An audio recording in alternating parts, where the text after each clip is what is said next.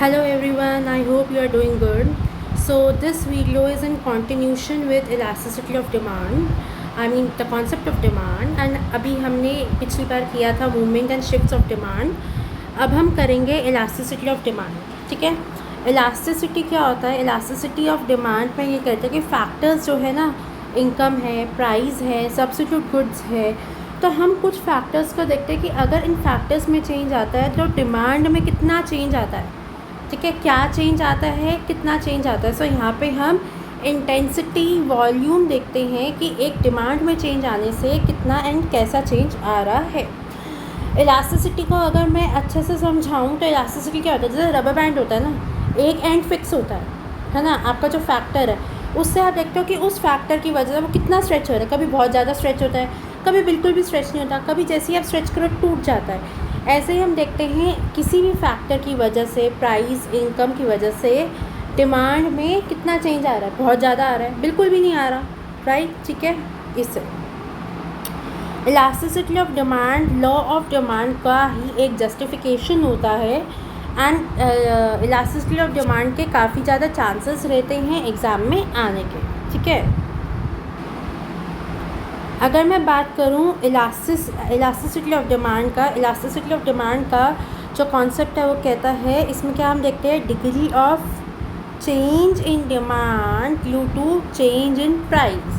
हम देखते हैं प्राइस के चेंज होने से, इनकम के चेंज होने से डिमांड में क्या चेंज आएगा. इलास्टिसिटी के कॉन्सेप्ट को पढ़े. ठीक है, कि अगर मेरी प्राइस 10% बढ़ा तो डिमांड कितना परसेंट कम होगा. रिलेशनशिप क्या कहता है प्राइस और डिमांड का, प्राइस बढ़ा डिमांड कम, प्राइस घटा डिमांड ज़्यादा. ठीक है, एंड तो उस डिग्री को पढ़ने के लिए या समझने के लिए हम उसे इलास्टिसिटी कहते हैं. इलास्टिसिटी ऑफ डिमांड क्या है, वो क्या मेजर करता है कि हमारी जो कमोडिटी है, जो डिमांड है कमोडिटी की, वो किस हद तक चेंज हो रही है, बढ़ रही है, घट रही है, क्या हो रहा है. तो इलास्टिसिटी ऑफ डिमांड में बहुत सारे सोर्सेज होते हैं जिनको हम देखते हैं. ठीक है, अगर हम बात करें इलास्टिसिटी ऑफ डिमांड, हम देखते हैं एक मार्केट एरिया में प्राइस बढ़ रहा है तो या कम हो रहा है तो उससे डिमांड में क्या फ़र्क आ रहा है. देखो, अगर मैं इसकी डेफिनेशन पढ़ूँ तो elasticity is responsiveness of demand, जिससे हम क्या देखते हैं, ग्रेटर एरिया स्मॉलर एरिया में किस हद तक डिमांड चेंज हो रही है. इसे रीड करती हूँ. Elasticity of demand in a market is great or small according as the amount demanded increases much or little for a given fall in price and diminishes much or little for a given rise in price. अगर हम Samuelson की definition को थोड़ा सा वो करें तो उन्होंने इलास्टिसिटी ऑफ डिमांड को बोला है कि कंज्यूमर बिहेवियर का कॉन्सेप्ट है. इन्होंने कहा है कि देखो प्राइस चेंज हो रहा है, कहीं ना कहीं उससे किसका क्या रिफ्लेक्ट करता है, कंज्यूमर बिहेवियर कि एक कंज्यूमर उस चीज़ को कैसे ले रहा है, किस तरीके से उसको रिएक्ट कर रहा है. ठीक है, ये क्या एम्फसाइज़ करता है कि प्राइस के चेंज होने पे कंज्यूमर किस तरीके से रिएक्ट करेगा या कंज्यूमर किस तरीके से अपना वो काम करेगा. इलास्टिसिटी ऑफ डिमांड कौन सी तरह की होती है. प्राइस इलास्टिसिटी में क्या हम देखते हैं, प्राइस के चेंज होने से डिमांड में क्या असर होता है. कभी कभी ऐसा होता है ना, 10 से 11 रुपये हुए, प्राइस डिमांड 100% चेंज हो गई, मतलब लोग 6 7 लेने लग गए. ठीक है, कभी कभी होता है कि 10 से 1 रुपये बढ़ गया, कम हो गया, 10 से 1 रुपये का हो गया, फिर भी कोई नहीं ले रहा है, शायद उसकी नीड नहीं है, ट्रेंड नहीं है ना.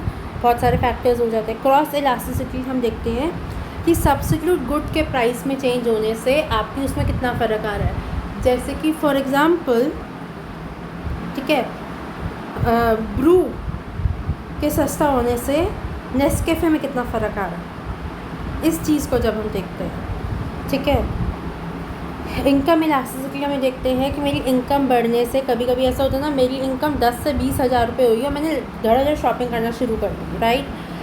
या कभी कभी ऐसा होता है 10 से 50 भी हो गई तो मैं शॉपिंग ही नहीं कर रही हूँ, है ना. ये सारी चीज़ें हम इलास्टिसिटी में बढ़ते हैं.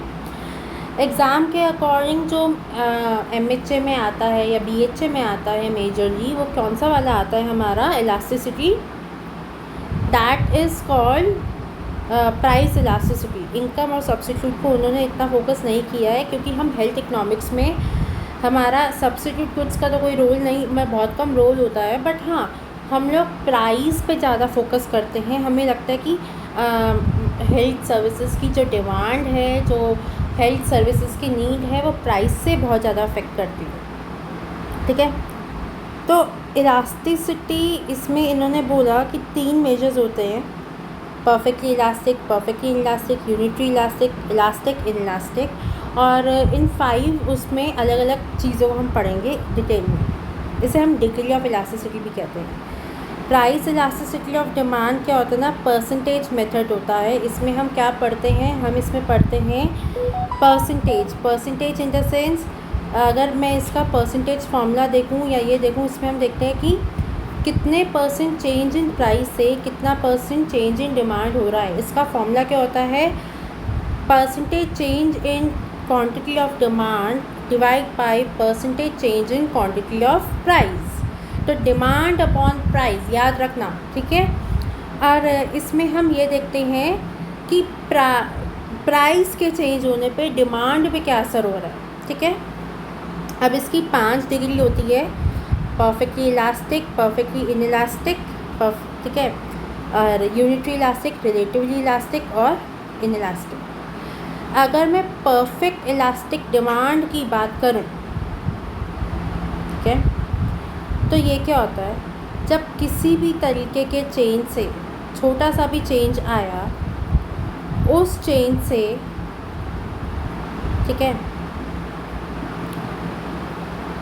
किस चीज़ का चेंज, प्राइस का चेंज, है ना। जब परफेक्टली इलास्टिक डिमांड क्या कहते हैं, प्राइस में 10 से 11 रुपये हो गया, या प्राइस बिल्कुल भी नहीं बदला, लेकिन प्राइस में ज़्यादा चेंज नहीं है, 0%, 1% चेंज है, लेकिन डिमांड आपकी 100% या उससे भी ज़्यादा या 50% चेंज हो रही है, मतलब प्राइस में चेंज नहीं है, ठीक है। There is no change in price और अ वेरी इनसिग्निफिकेंट चेंज, जिससे कोई फ़र्क भी नहीं पड़ता, ठीक है।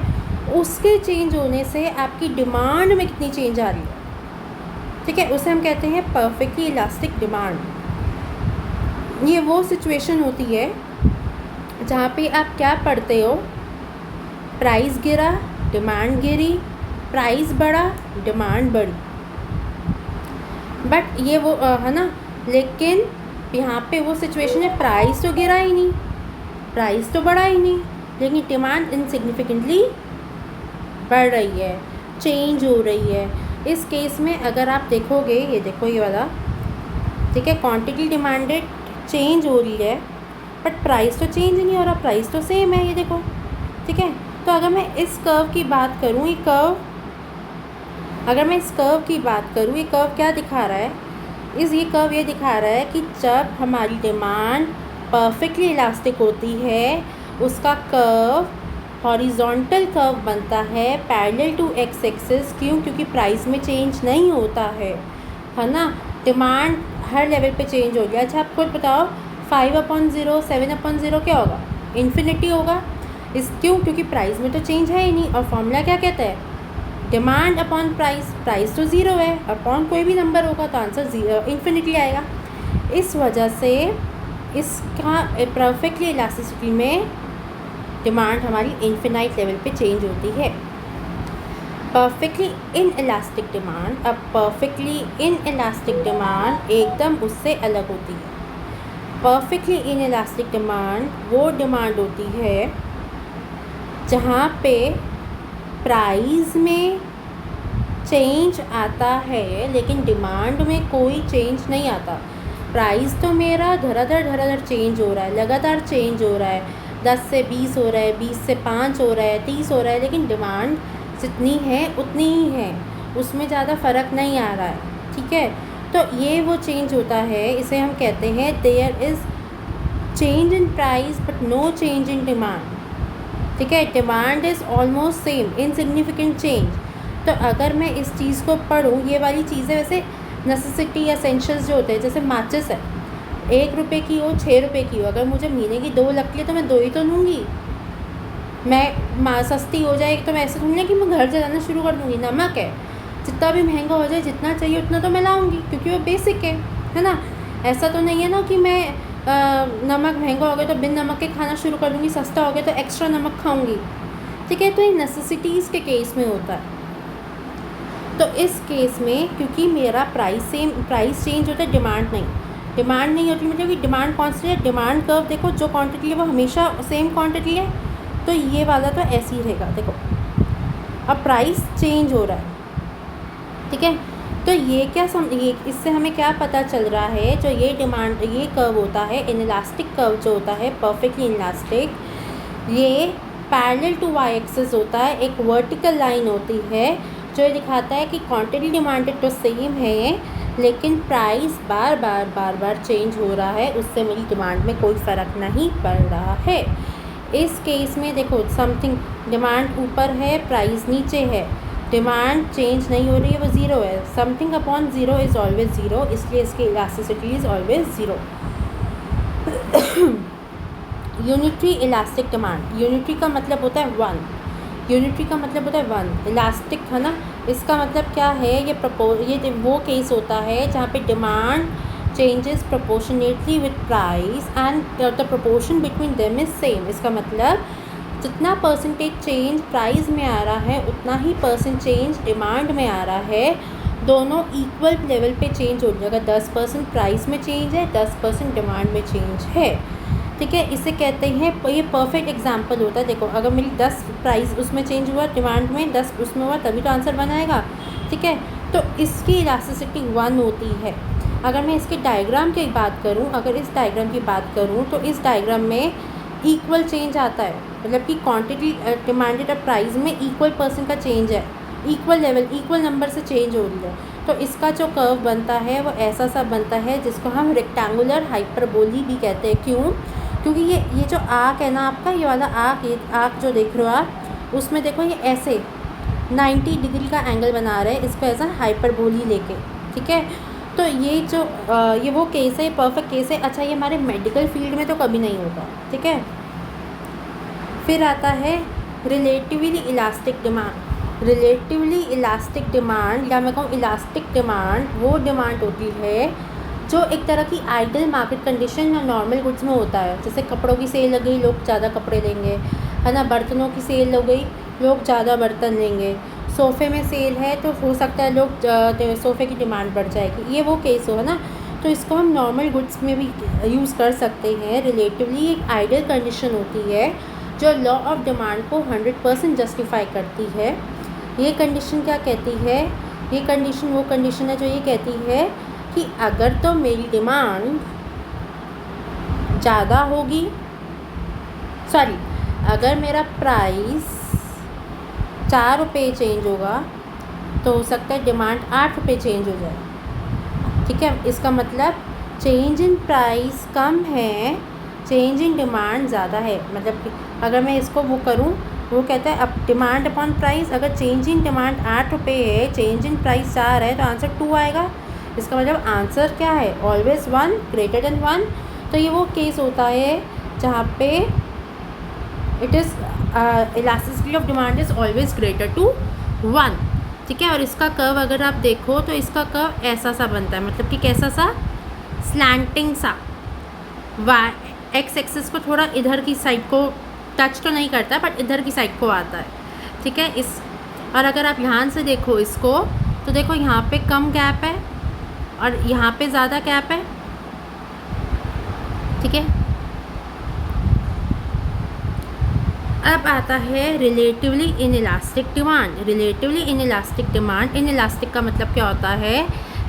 खिंचाव नहीं है, इलास्टिसिटी नहीं है, मतलब कि प्राइस में जितना भी चेंज हो जाए, डिमांड में ज़्यादा फ़र्क नहीं है। ये वो केस होता है जहाँ पे परसेंटेज चेंज इन प्राइस जो होता है, जो परसेंटेज चेंज इन प्राइस है वो ज़्यादा होता है और परसेंटेज चेंज इन जो डिमांड है वो कम होता है, ठीक है।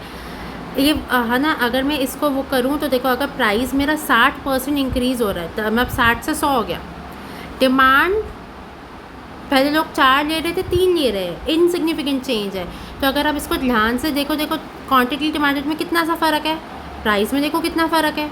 तो इसका जो कर्व बनता है वो थोड़ा अंदर की तरफ को बनता है, ठीक है, इनइलास्टिक डिमांड। अगर मैं इस चीज़ को पढ़ूँ, देखो different types of price elasticity of demand summarise कर लिया है, ठीक है।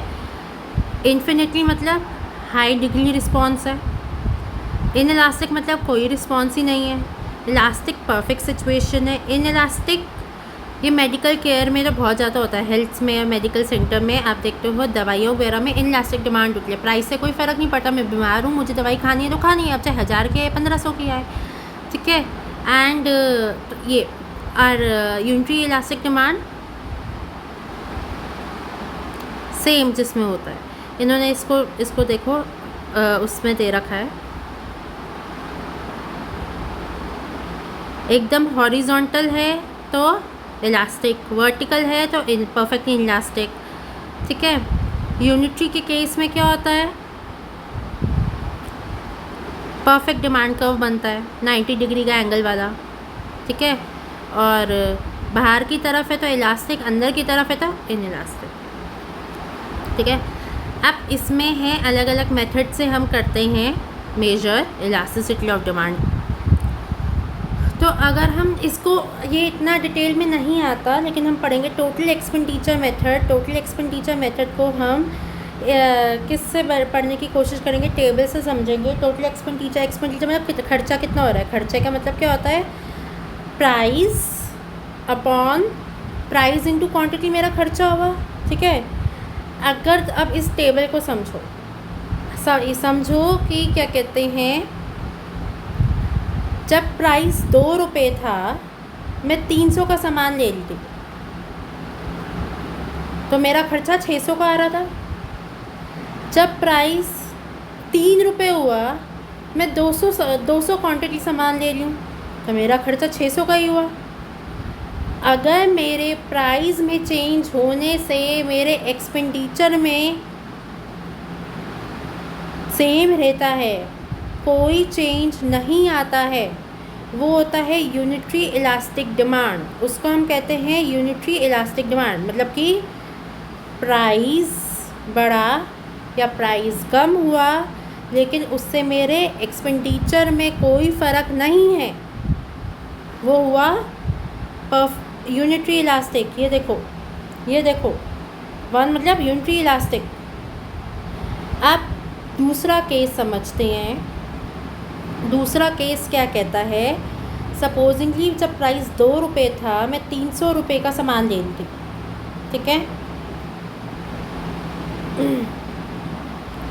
तो मेरा खर्चा आया 600 का। जब प्राइस 4 रुपये हुआ, ठीक है, अब मैंने कहा यार 2 से 4 रुपये हो गया, आप ऐसा करो मुझे 100 ही दे दो, ठीक है, मुझे 100 ही दे दो, तो मेरा खर्चा 400 का आया। प्राइस बढ़ने की वजह से एक्सपेंडिचर कम हो गया, क्योंकि जब 2 रुपये का था मैं 300 यूनिट ले रही थी, जब 4 रुपये का हुआ मैं सिर्फ 100 यूनिट ले रही हूँ, तो मेरा खर्चा, टोटल एक्सपेंडिचर तो कम हो गया। इस केस में elasticity is less than 1। When elasticity is less than 1, ठीक है, तो वो कंडीशन होती है in elastic demand, in elastic demand, ठीक है।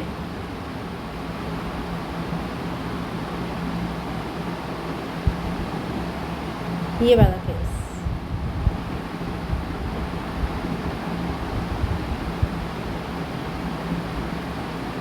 नहीं सॉरी,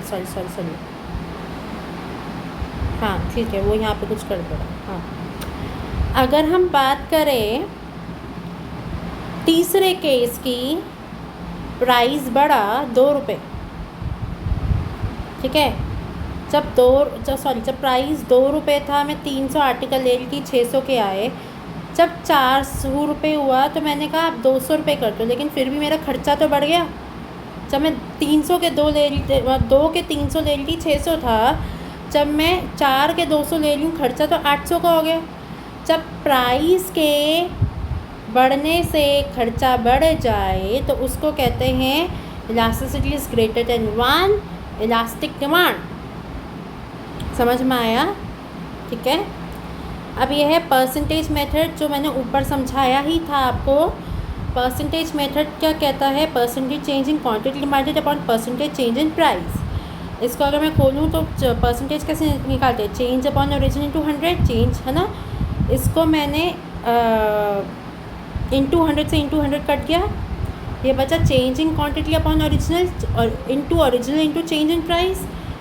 जो चेंज हो जाए उसे डेल्टा पी और डेल्टा क्यू से इन्होंने रिप्रेजेंट किया है और ये फॉर्मूला निकाला है।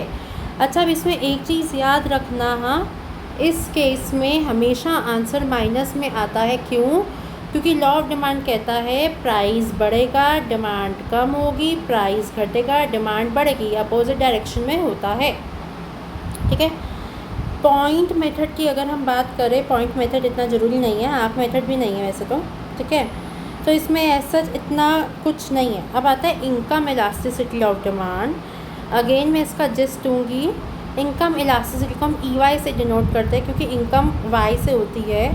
तो इसमें क्या होता है, अगर इनकम, जितना मेरा इनकम में चेंज है उतना ही परसेंटेज मेरी डिमांड में चेंज है, क्योंकि इसका फॉर्मूला क्या होता है? Change in demand upon change in income. ठीक है। अगर मेरा जितना परसेंट इनकम में चेंज है उतना ही डिमांड में चेंज है और आंसर 1 आ रहा है तो वो यूनिटी डिमांड है। ठीक है। लेकिन वो केस जहाँ पे इनकम में तो कम चेंज है, 10 से 20 हज़ार रुपये हुई, लेकिन मैं पहले 10 का खर्चा कर रही थी, अब मेरा खर्चा 18 का हो गया, उस, है ना, वो होती है मेरी इलास्टिक डिमांड, इनकम इलास्टिसिटी। लेकिन जहाँ पे मेरी इनकम में जो चेंज आया वो ज़्यादा आया और डिमांड में चेंज कम आया, मतलब जब 10,000 का था मैं 8,000 का खर्चा कर रही थी, जब 20,000 हुई तो मैं 10,000 का ही खर्चा कर रही हूँ, तो चेंज कम हुआ ना, वही इन इलास्टिक डिमांड। ठीक है। ऐसे ही क्रॉस इलास्टिसिटी का होता है, इसमें भी मैं आपको जिस्ट दूँगी। सब्स्टिट्यूट गुड का जो चेंज इन सब्स्टिट्यूट गुड का प्राइस है, अगर 10% चेंज है, 10% डिमांड में चेंज है तो ये एंट्री हो गई 0। अगर प्राइस में 20% चेंज है और डिमांड में 40% चेंज है, एक गुड और दूसरे गुड की, तो इलास्टिक हो गई। लेकिन अगर प्राइस में ज़्यादा चेंज है और दूसरे की डिमांड में कम चेंज है तो नेगेटिव डिमांड होगी। ठीक है। तो ये है आपका इन नटशेल, और इसको आप हेल्थ केयर, मतलब लाइक यूज़ मार्केट में क्या होता है, आप ये इन रिलेशनशिप को समझ के ही, फैक्टर्स को समझ के ही प्राइस डिटरमाइन करते हो, देखते हो किसको कितना वेज देना है, किस तरह की लेबर लगेगी, उसको अगर मैं एक्सपोर्ट करूँगी क्या फ़ायदा होगा। फाइनेंस मिनिस्टर जो बजट बनाता है इसी के हिसाब से बनाता है। हम एक दूसरे में देखते हैं कि उस प्रोडक्ट के हम किस तरीके से वाइजली यूज़ कर सकते हैं, एप्रोप्रिएट किस तरीके से लगा सकते हैं, या प्राइस डिस्क्रिमिनेशन किस उस पर होगा, क्या लेवल होगा उसका। ठीक है। तो this is all about it. Thank you. आज हम इसको इतना ही करते हैं।